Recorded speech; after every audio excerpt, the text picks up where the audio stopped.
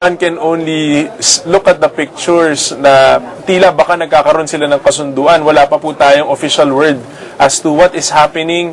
Ang siguro on a better side, at least merong konting pagkakasundo doon sa matagal na nilang nagiging family feud, so to speak. Matatandaan natin, Gio, na noong Wednesday ay nagsagawa ng isang press briefing itong mga miyembro ng Pamilya Basa at sinasabi nila na 30 taon na po nag-aganap itong hidwaan sa pagitan ng mga miyembro ng kanilang pamilya at umaasa sila na mareresolba ito. So, maging tayo, Gio, ay umaasa rin na maresolba ito ng mga miyembro ng pamilya dahil marami na nga nangyari at this has been dragged in the media. Siyempre, marami rin ang mga nasaktan tungkol dito sa gulong ito. And year-olds na nga ang naging issue. Ayan, kung titignan natin, ito yung pinag-uusapan natin kanina, no, Kathy, na swero na nakakabit kay Chief Justice. Ito yung heparin lock. Ayan.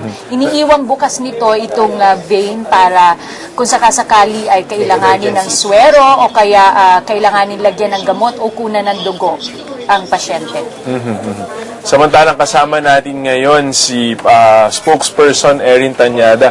Sir, bago po natin nakita itong parang event na nagaganap sa loob ng trial hall, ano? May moment ang mga basa. Moment ng basa at ng mga corona. Napapag-usapan namin, isa sa mga nasabi ni Attorney Bernabe na if ever mag-sign po ang defense or ang 188 members dito sa waiver na binigay ni Chief Justice means that you agree with his interpretation that the dollar accounts should not be put in the SALN. No, that is a different matter altogether.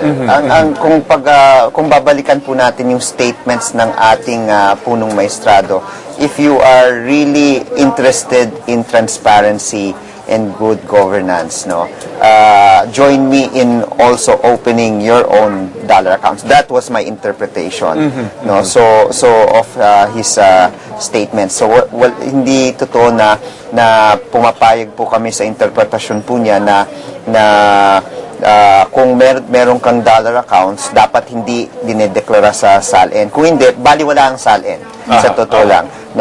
Kung ikaw ay isang tiwaling public officials, ang gagawin mo lang, i-convert mo lang yung peso account mo sa dollar account mo at wala nang laman yung SALN mo, ari-arian na lang ang marireflect. So I think that's not the intention of the law and the intention of the Constitution. Congressman Erin, kanina bago nag-umpisa itong paglilitis, tinanong ko kayo kung paano pag nagsumite ng waiver itong si Chief Justice at ginawa na nga niya po ito.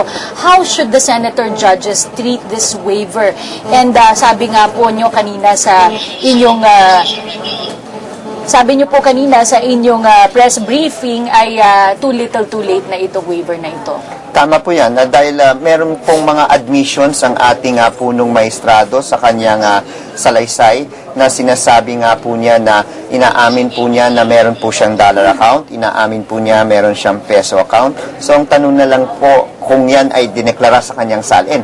Inamin rin po niya na hindi niya dineklara sa kanyang SALN. So ang tanong, material pa ba yung waiver o hindi? Ngayon, ang pinag-uusapan piyado sa loob, kailangan natin malaman paano kung yung halaga sa dollar account $1,000 lang o $2,000. For example, now is the amount now negligible enough to consider this an impeachable offense, or is it others will argue kailangan malaman para kung talagang malaki yan, malaman natin, we can set parameters dahil kung titignan nga po natin, this is the first impeachment case with regard to betrayal of public trust with regard to SALN. And this would be, you would say, jurisprudence setting. Landmark talaga. Precedent setting. So, kailangan maging maliwanag ang ating senator judges sa kanilang pag-uusap tungkol dito. Nag-suggest po ang punong maestrado mismo na ipatawag na lang itong mga bank managers. Would you agree on this move? Well, nasa senator judges po yan. We will abide by what their decision is. It was surprising for me to hear, after submitting the waiver to the court, baka gusto niyo ipatawag yung nanggaling sa bank kanya, managers. So ewan ko kung ang balak talaga para ma-delay lang ng konti yung decision moment ng ating impeachment court, or it was just an honest statement, no? Nakikita po natin na si Mrs. Corona mismo ang lumapit dito sa asawa ng yumaong si Jose Maria Basa. Sa kwento nga po ng magkabilang panig ay itong si Jose Maria Basa ay kapatid ng ina ni Mrs. Corona, at medyo nagkaroon nga po sila ng hidwaan patungkol sa mga ari-arian ng mga Basa. Ngunit ngayon, as it appears, no, mukhang si Mrs. Cristina Corona mismo ang lumapit dito sa kanyang mga pinsan at sa kanyang tiyahin para kahit paano siguro ay mabuksan itong communication line sa pagitan nila.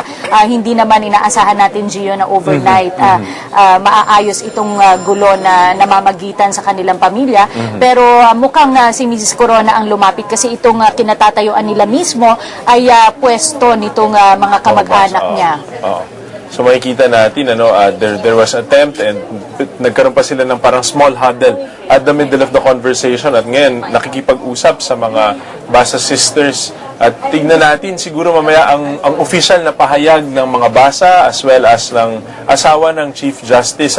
Balikan natin, Congressman Erin, yung issue tungkol nga doon sa pagbigay nitong waiver na to. Do you think that it's parang bakit ngayon lang nila binigay at samantalang sa simula they could have done it? Yun nga ang katanungan. Kaya nga doon nga pumapasok yung question, material pa ba itong waiver at this point, considering yung mga admissions ng ating punong maestrado last Tuesday.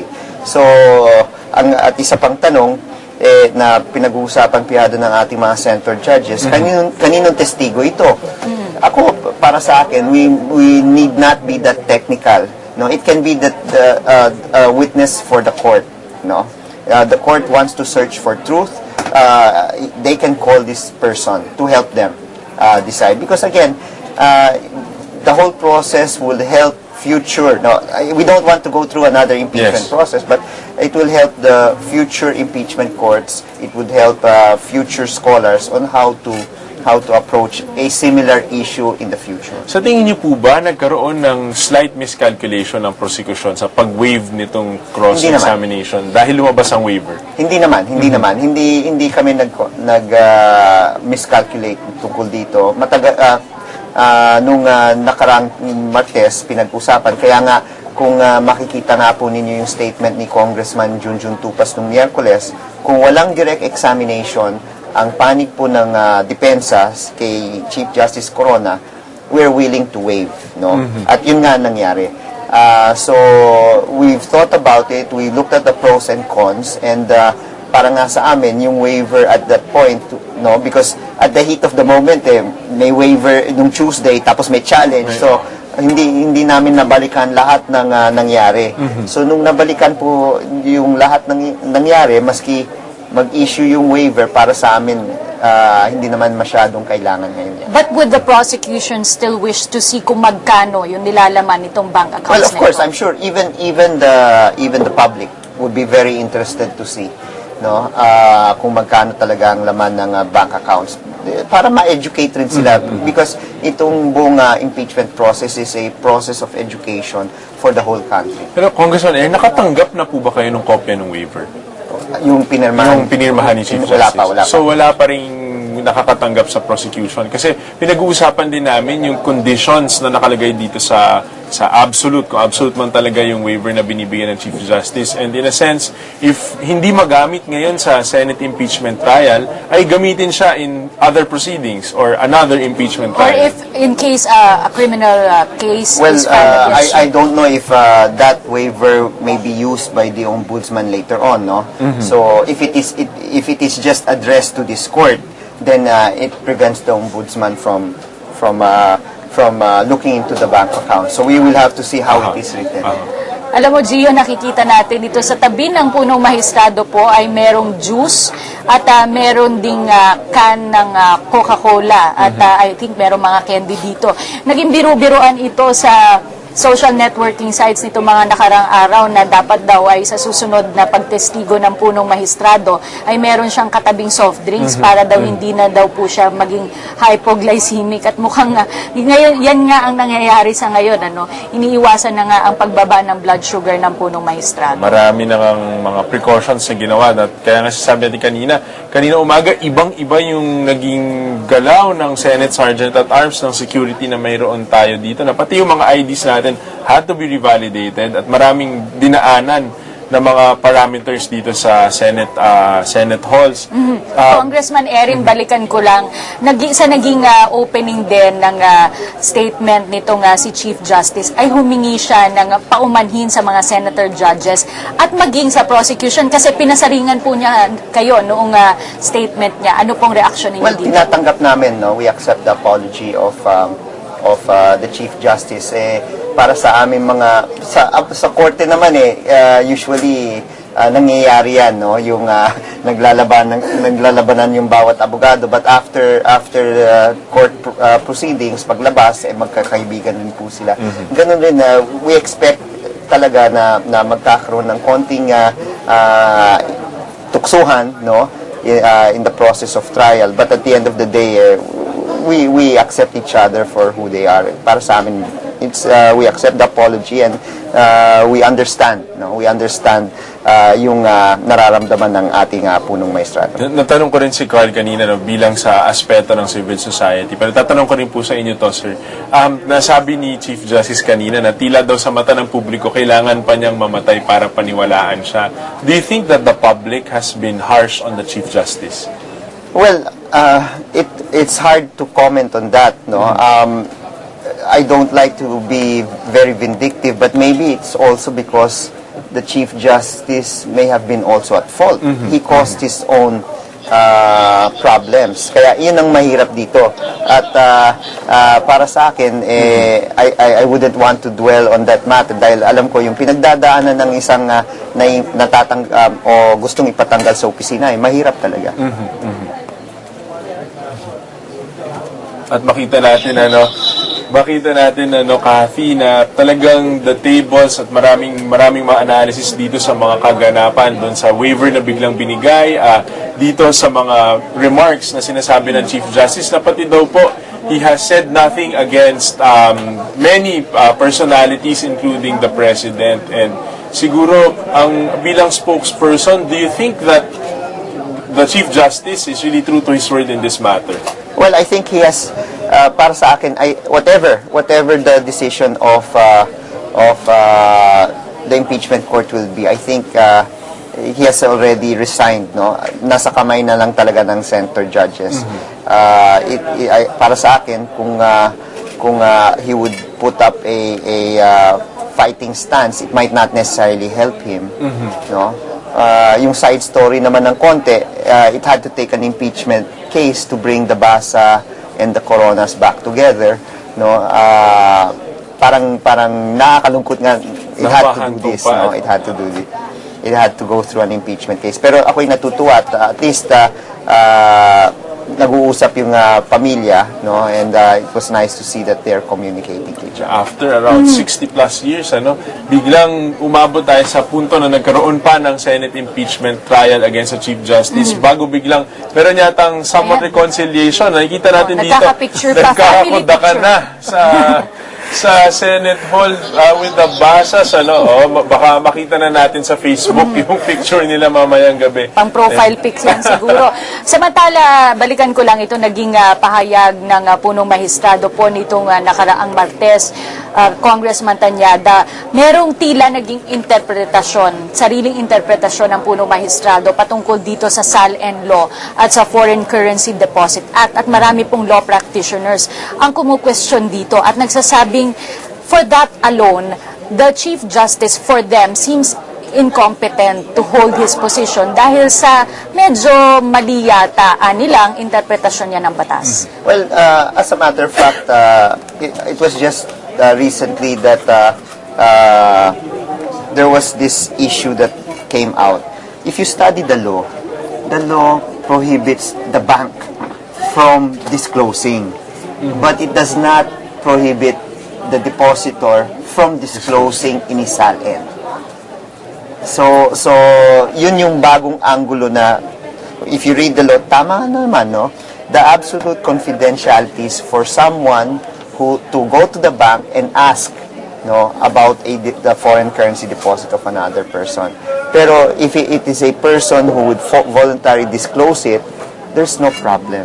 Kayo po, bilang mambabata, sa inyo pong ginagawa taon-taon, kayo po ba ay nagdedeklara, pating itong dollar account? Well, ako, inamin ko po, I just bought dollars last February. No, there was an investment opportunity.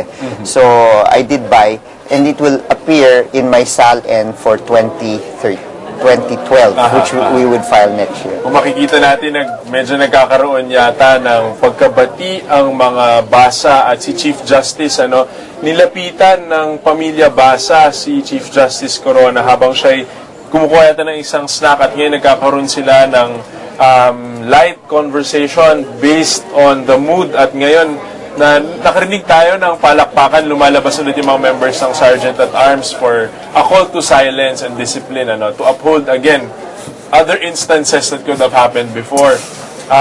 We have yet to see the official statement of the Alam mo, Basas. Gio, and Yes. ang kulang na lang, Kathy, ang kulang dyan na lang si Sister Flory. So maybe before everyone leaves the Philippines, maybe Christina and the Basas can visit Sister Flory and also. Pero ang mas mahalaga dito ay yung kanilang legal battle, no? Sana maayos na rin Well, I nila. think with the scenes that we are looking at right now, baka maayos naman, no? Ng mapayapa itong problema nila. Pero yun nga, it's a good thing na nagkakaroon na yata ng resolve dun sa issue, and it took a Senate impeachment trial of the Chief Justice para magkabate ukol sa issues na mayroon tayo. And to us, this is really something, this is really something that while the court is on recess, nagkakausap ang pamilya Basa na hintayin natin ngayon ang formal statements na magaganap dito sa mga usapin, and para to the sincerest matter, this is, I think, we could regard this as a positive thing na nagkakaroon ng pagkabati sa dalawang pamilya.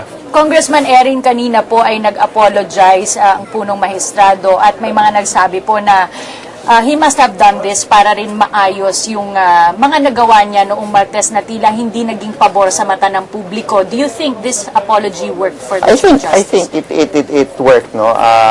He showed his sincerity. May nagtanong nga sa labas kung it would help sway the decision, but I told the person who asked me, iba yung emotion, iba yung iba rin yung usapin ng batas. So at least with regard to family relations, no, it helped mended the problems they have.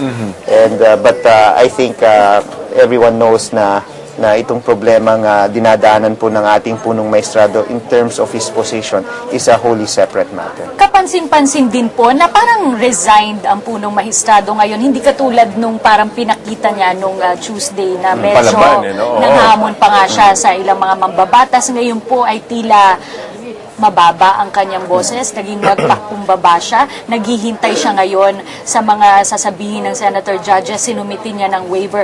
Sa tingin mo po ba, handa ang punong mahistrado ng tanggapin kung ano man itong magiging desisyon? Is he resigned to be, you think, convicted?